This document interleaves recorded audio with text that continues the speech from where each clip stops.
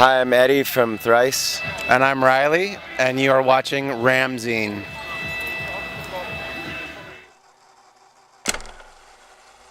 Vicky here at Download Festival, and I'm with the guys from Thrice. How are you guys today? Great, yeah. Good. Yeah. I'm really excited to see your set later on today. So, what have you been up to on your years off? Oh man. So we took a break from like 2012 to 2015-ish or 16. Put out a record, did the whole touring cycle on that, and we just got out of the studio recording another record that will be out later this year. Yeah, so I saw that you released on YouTube the lyric video for The Grey. Wondered if you could tell us a bit about what that track's about. I think it's kind of about dealing with doubt in your life and being accepting others and not approaching, situations, whether it's like a social issue or interpersonal relationships or something like that.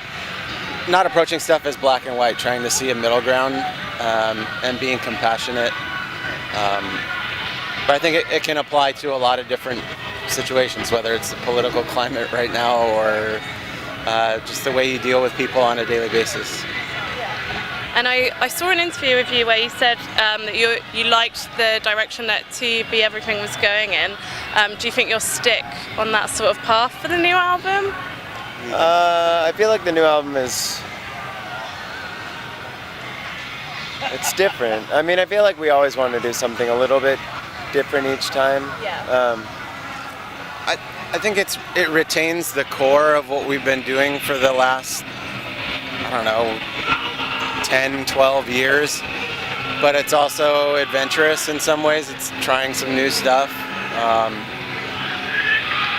It's diverse, and sonically I think it's one of the best, if not the best, records we've ever made. Like it's got a lot of different sounds on it, and we captured them in a way that I think is true to who we are as a band. It's not like overly polished or overly tame just for the sake of being tame. Like we did what we wanted to do. Yeah, we ended up recording a lot of it, like all the guitars and stuff ourselves.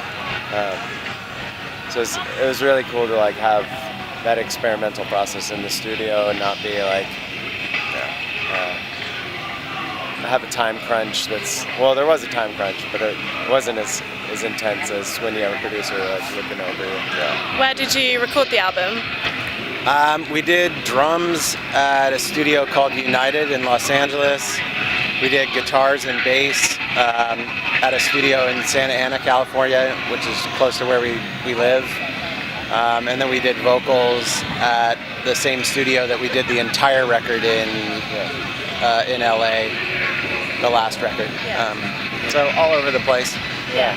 And for you, what are the most important factors to consider when going to record a new album? I was thinking more along the lines of headspace.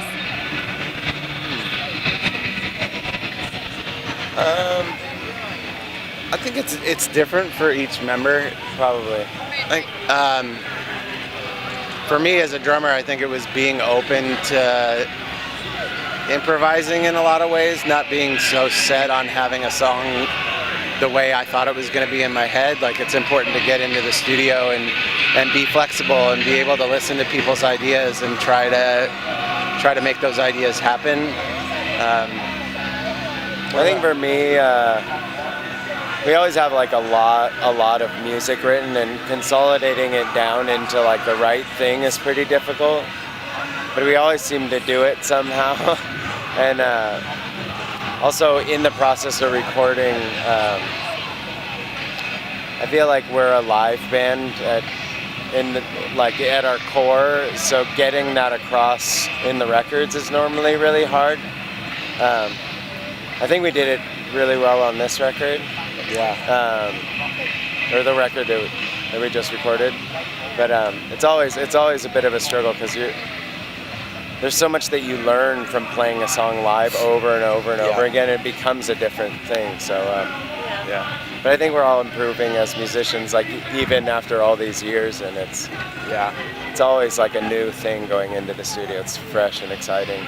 Well, there's a lot of people out there that are really excited to see that new album coming up. So we're at Download Festival, the sun has come out.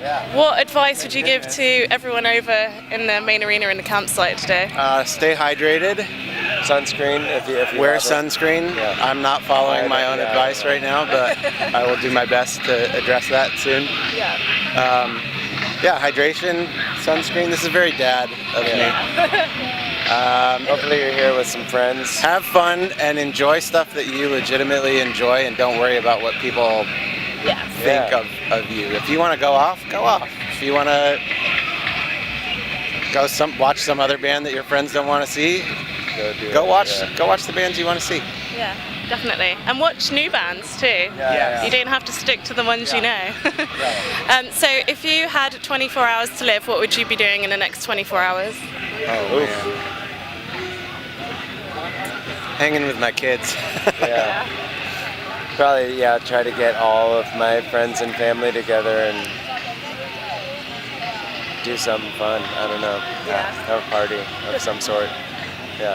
Neither one of those answers is very sensational or daredevilish, but When it comes down to it, for that shit. family and a party is all that really matters at the end of the day, isn't it? So, and you guys have just signed to Epitaph. How did that relationship come about? I've honestly wanted to be on Epitaph since I was like 18 years old, so it's a dream come true for me. And they'd always been, I don't know if they were always an option, but they were always somebody that were like, maybe we should sign with Epitaph. Or like, we should see if we can get on Epitaph. And our contract with Vagrant ended, and Epitaph was definitely interested. And we met with Brett Gurewitz, who played in Bad Religion, who's one of my favorite bands ever, and a couple other people at the label. And I think right off the bat, they made such a good impression. We kind of already knew from talking to people that they're a great label run by awesome people. So it was the easiest decision that I think we've ever made. And I mean, we've only been signed for half a year, I guess, and it's been awesome. They're just the best in every way. Yeah, so a good choice for the new album, definitely. Cool. Well, thank you so much for talking to us today.